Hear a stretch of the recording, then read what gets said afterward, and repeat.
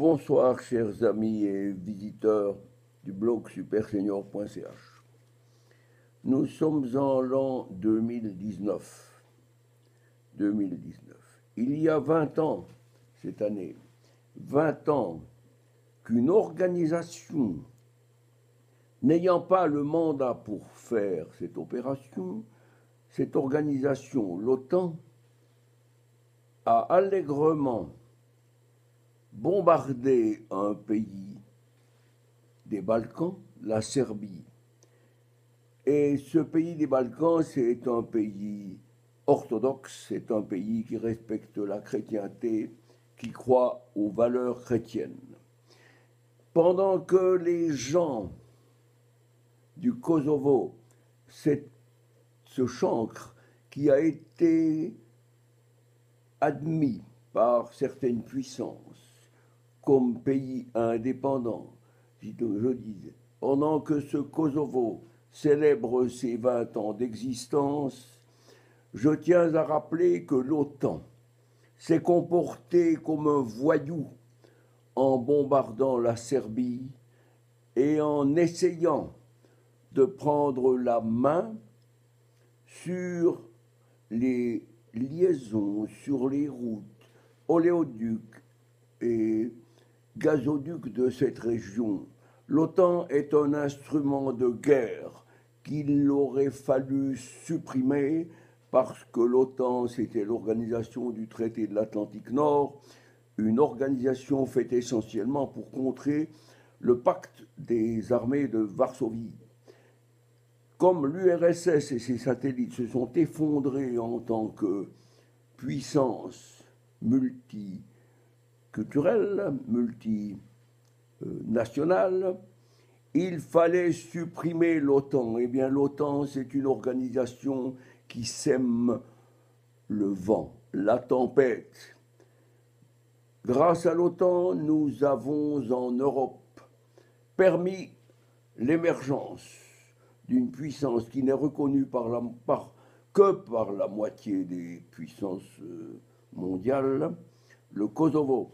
Et ce Kosovo, c'est une terre serbe d'origine, une terre orthodoxe, une terre qui a été conquise par l'islam de par la prolifération et la croissance de natalité si chère à l'islam. J'aimerais ce soir rendre hommage aux Serbes qui ont été les victimes d'une attaque qui fait partie du djihad mondial. Et j'ajoute encore que le président de l'époque, M. Milosevic, a été honteusement arrêté à l'aéroport de Belgrade. Il a été emprisonné à La Haye et ensuite il est mort à La Haye, en prison. Quel était son crime? C'est d'avoir voulu défendre les racines chrétiennes de l'Europe. Et l'année dernière, sauf erreur, le président Milosevic a été jugé innocent des crimes qu'on lui imputait. Voilà, chers amis, ce que je voulais vous dire en ce dimanche, qui est aussi un dimanche où les Kosovars fêtent allègrement un petit bout de conquête du Dar el-Harb. Voilà la raison pour laquelle je vous demande d'ouvrir les yeux et de vous rendre compte que l'Europe est sous le siège de l'islam. On ne parle que de conquête, que de bienveillance, et ça ne va pas. Nous devons réagir, et réagir, c'est en ranimant, en réallumant la flamme chrétienne. C'est là, la flamme chrétienne. Voilà ce que je vous souhaite en ce dimanche.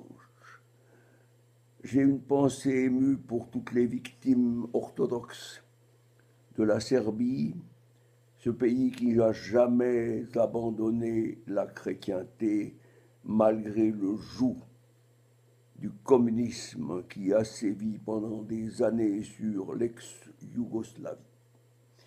Le nombre de victimes en Serbie a été énorme. Ces bombardements faits illégalement ont causé environ 2500 morts. Qui en parle? Personne. 420 000 obus ont été tirés. Et tirés par l'OTAN, cette organisation qui devrait être emportée par le vent. Prions pour que le Christ retrouve sa place en Europe et que Satan soit éradiqué de la terre. Tel est mon souhait en ce troisième dimanche de carême du calendrier catholique romain. Bonne soirée à vous tous. Merci de votre attention et de vos prières pour les victimes. Il y en a tellement. Merci.